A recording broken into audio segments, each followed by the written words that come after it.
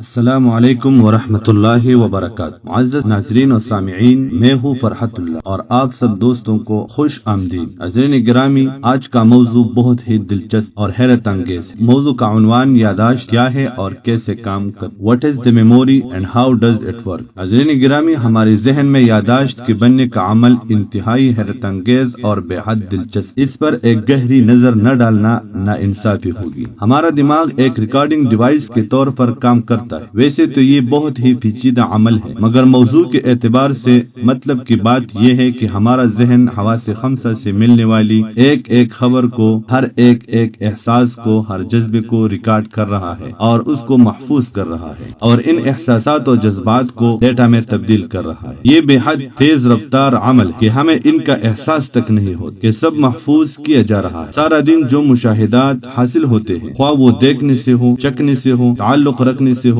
سننے سے عمل میں آئی ہو، جو کچھ دیکھا، سنا اور جو بھی محسوس کیا، وہ عارضی طور پر ہمارے ذہن میں محفوظ کیا جاتا ہے اور رات کو نیند کے دوران غیر ضروری یادداشت ختم کی جاتی تاکہ دماغ پر بوجھ نہ پڑے۔ اس کے علاوہ وہ جاگنے کے دوران بھی محفوظ کرنے اور بولنے کا عمل تیزی سے جاری رہتا ہے۔ مثلا ایک دکاندار گاہکوں کو نبٹاتے ہوئے یہ کبھی یاد نہیں رکھ سکتا کہ اس نے پچھلے تیسرے یا چوتھے گاہک سے کتنے پیسے لیے اور بقایا کتنے دیے۔ اگر یہ غیر ضروری ڈیٹا ختم نہ ہو رہا ہو تو آدمی کچھ ہی گھنٹوں میں حواس کو کھو بیٹھے۔ ناظرین گرامی، جو واقعہ یادداشت کا حصہ بن جاتا ہے، اس کی ریکارڈنگ کا طریقہ کار بہت ہی مختلف۔ اسے طویل مدتی یادداشت کہتے ہیں۔ طویل مدتی یادداشت دماغ میں تب محفوظ ہوتے ہیں جب احساس اس خیال سے جڑ جائے جو ذہن میں حواس کے ذریعے آیا ہے۔ جیسے ہی خیال جذبے سے احساس سے ملتا ہے، یادداشت کے خانے میں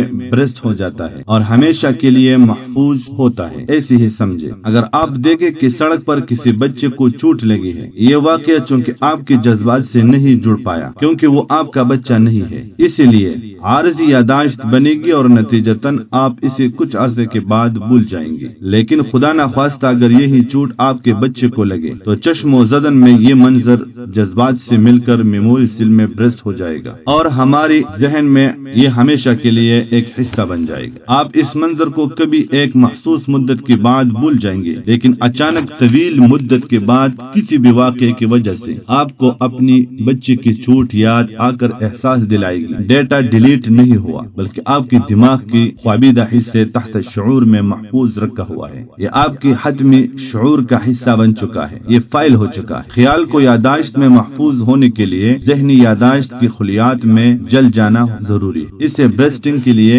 اس شعلے کے لیے خیال کو جس انرجی کی ضرورت ہوتی ہے، وہ نفس اسے جذبات کی صورت میں مہیا کرتا ہے۔ اسی طرح ہم اپنی زندگی کی تمام اہم اچھے برے واقعات کو گناہ اور ثواب کی ثبوت کی شکل میں اٹھائے پھر رہے ہیں۔ کس لیے؟ یقیناً روز قیامت پیش آنے والی اپنی مقدمات کی سماعت کے لیے۔ یہ تھے آج کا موضوع۔ نئے آنے والے موضوع کے لیے ہمارا چینل سبسکرائب کر کے بیل آئیکن لازمی پریس کریں۔ تب تک کے لیے اللہ نگہبان۔